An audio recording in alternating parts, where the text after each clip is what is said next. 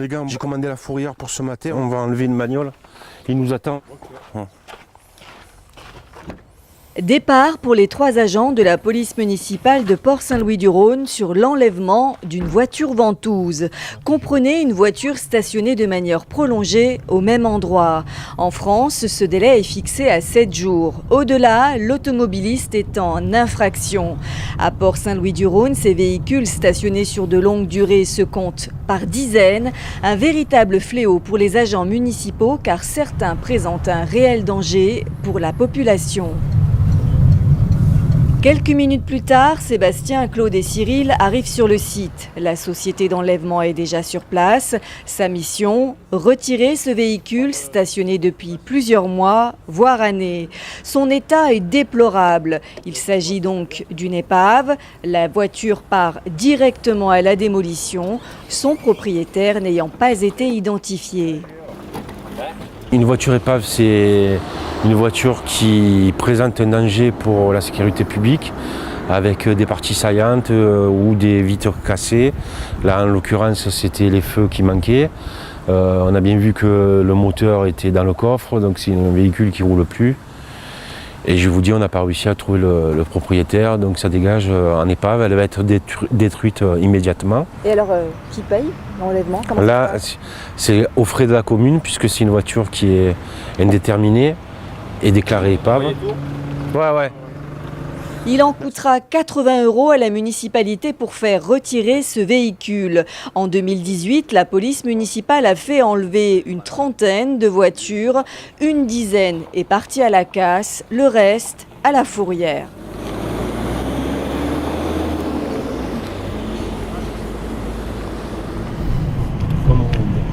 Patrouiller en voiture constitue l'une des missions majeures des policiers municipaux, car l'objectif est bien de maintenir le bon ordre, la tranquillité et la sécurité des habitants. Mais très rapidement, les agents sont rattrapés par leur quotidien, les voitures ventouses. Pour identifier les propriétaires, l'un des moyens utilisés très couramment, c'est le voisinage. Une manière aussi d'assurer du même coup une des autres missions essentielles des policiers municipaux, la relation de proximité avec la population. Bonjour. Bonjour. Ça va? Ça fait 2 ans qu'elle est là, on a demandé tout le monde, il n'y a personne qui le savait. D'accord. Ça fait 2 ans qu'elle est là. Celle-là, c'est un collègue à moi, il est assuré et tout. Ouais, celle-là, on a vu. L'autre, c'est pareil, pas de problème. Si tu peux faire passer le message, On a en regardé. disant qu'on va la faire enlever, mais peut-être que ça va faire réagir la Oui, personne. Tu sais, voilà. Voilà. Hein? Ouais, je dis aux gens là, mais parce qu'on a cherché plusieurs fois c'est à qui, on ne sait pas c'est à qui. Tout le monde il dit c'est pas moi, c'est pas moi, c'est pas moi. Ça va. À la prochaine. Merci beaucoup. Allez, ça va, ouais.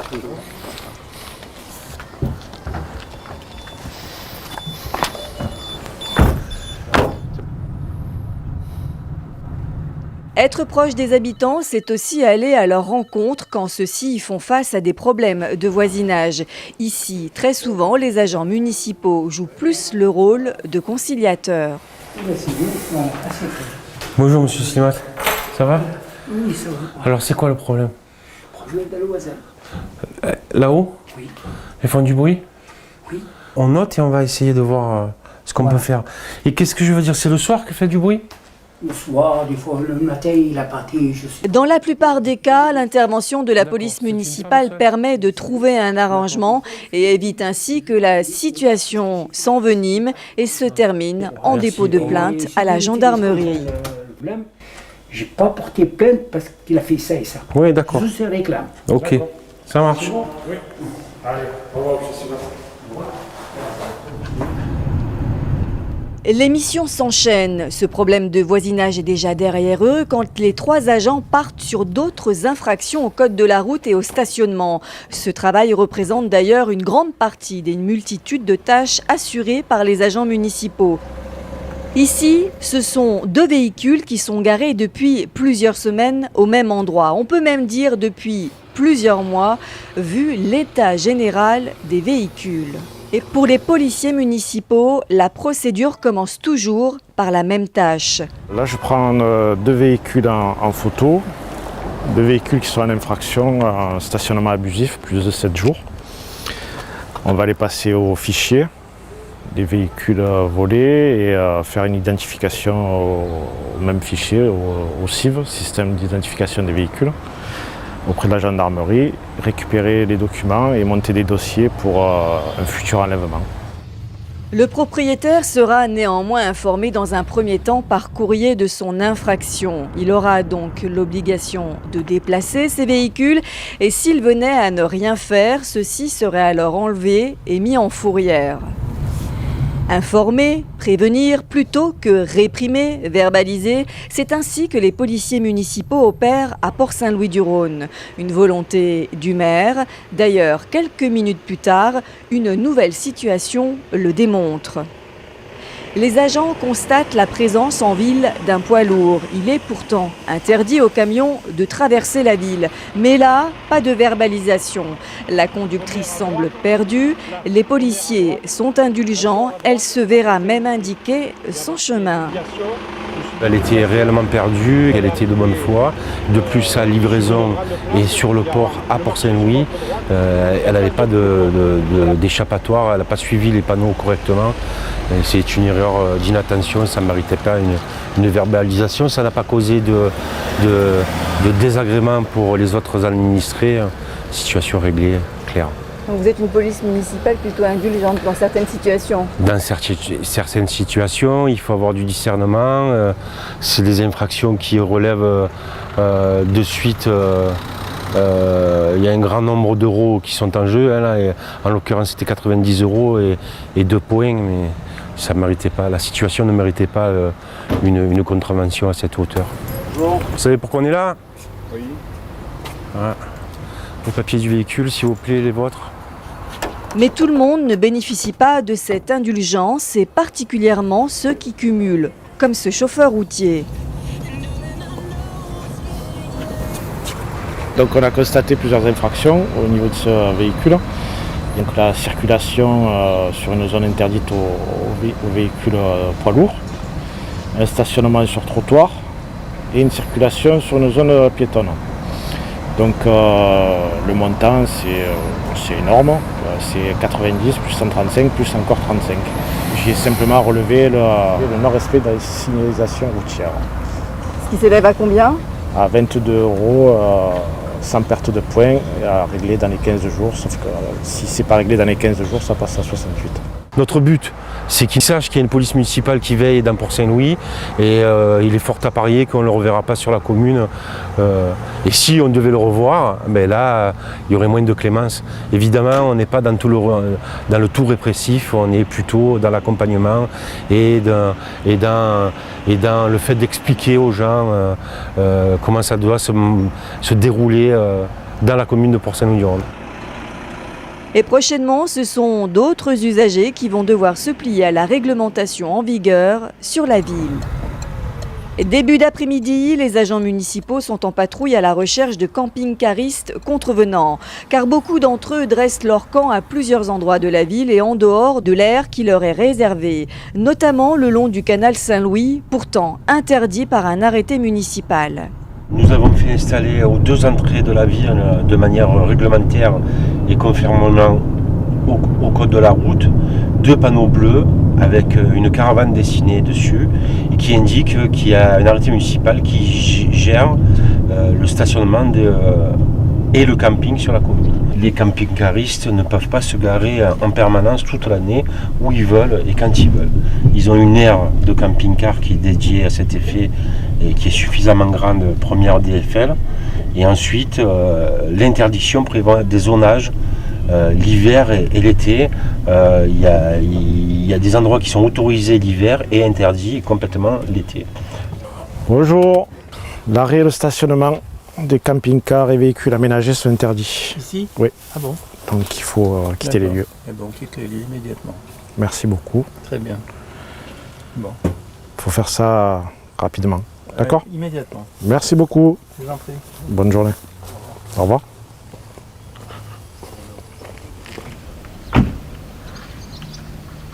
Si ce camping-cariste se plie au règlement, d'autres sont beaucoup moins conciliants. Bonjour. Bonjour madame, c'est la police municipale. Oui, bonjour. On vient vous informer que le stationnement et l'arrêt des camping-cars est interdit ici. On ne peut pas pêcher pour Non. la journée? Non. On vous laisse un petit quart d'heure le temps de tout ramasser. Et... Ouais, ben oui, le temps qu'il enlève tout ça et qu'on remballe tout. Voilà. On s'en va. Très bien. Pas de soucis. Merci On s'en beaucoup. va. Merci à vous. Au revoir. Au revoir. Mais au moment de repartir, les agents municipaux constatent une seconde infraction. Ça fait 2 infractions, ça.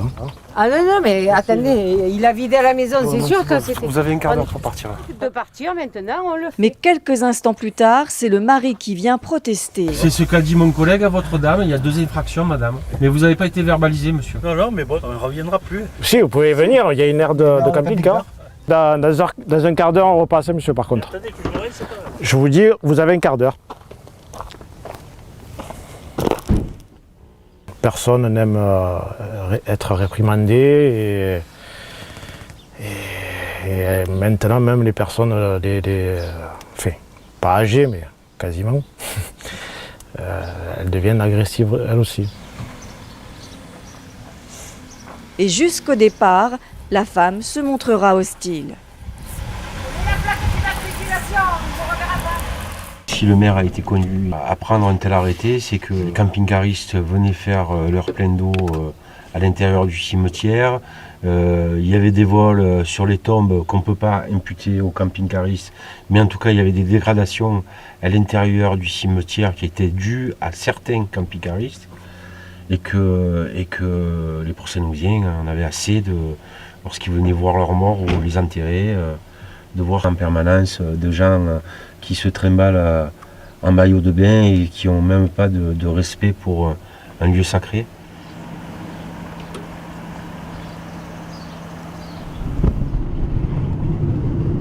L'équipage municipal prend cette fois la direction de la plage. Là aussi, il s'agit d'informer les campeurs que la pratique du camping est interdite. Et là aussi, ce sont les camping-caristes qui sont principalement ciblés. Et une fois de plus, pas facile de se faire comprendre et de se faire entendre. Bonjour, vous parlez français? Non. Ça c'est interdit. Vous rentrez. Ça à l'intérieur. The chair. Table. Inside. Ok? Le problème c'est que c'est interdit et je... Par rapport au parasol, qu'est-ce qu'il y a? Au parasol? Non, c'est pas un parasol, c'est un auvent que vous avez qui est attenant au véhicule. Vous avez un parasol, vous sortez votre parasol, vous le mettez après les piquets. Oui, et ça j'en ai pas. Il n'y a pas de problème. À la limite qu'on fait attention le dimanche parce qu'il y a plus de monde ou quoi que ce soit, je suis tout à fait d'accord. Là aujourd'hui, je comprends vos arguments, mais je vous dis... Parce qu'on va manger un bout et on ne va pas y passer la nuit. On est là pour la journée. De toute façon, c'est interdit de rester là. Donc comme je vous ai dit, je ne vous ai même pas verbalisé. Alors que j'aurais dû le faire. Mais si ça vous fait plaisir. Mais non, ça ne me fait pas plaisir, madame. Si ça me faisait plaisir. Mieux, parce que vous avez verbalisé quelqu'un qui passe une journée. Bon, allez, ça va. Si vous le prenez comme ça, j'arrête la discussion là. Ben oui, faut mieux. Hein. Oui, bien sûr.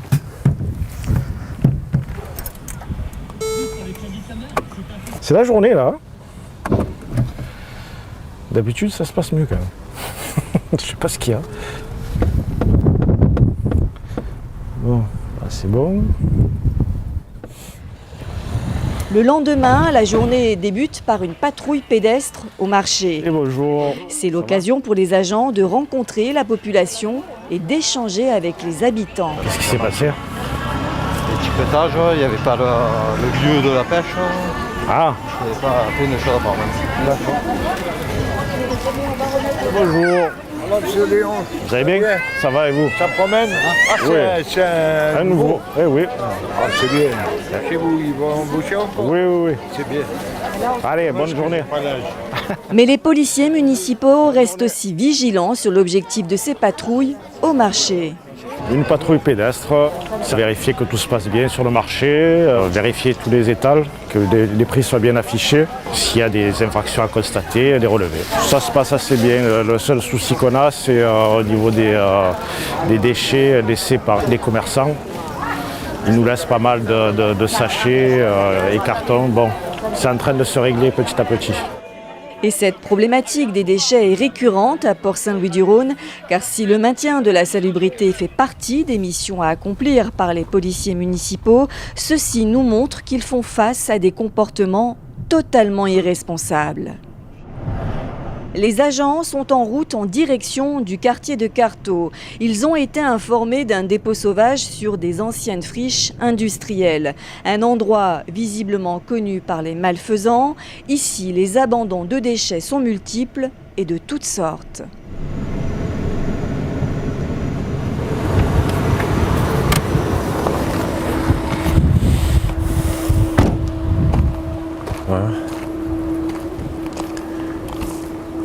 Voilà, on est typiquement devant un dépôt sauvage.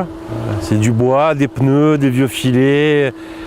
Quelqu'un qui a élagué ses arbres, qui est venu tout jeter en vrac là. Des pneus de voiture, de camions. On fouille un peu à droite et à gauche. Mais comme les gens sont prévoyants et que à la télévision on a montré que des fois on laissait des papiers avec les adresses, des oublis d'enveloppes, on pouvait retrouver les gens grâce à cette manière. Les gens se méfient.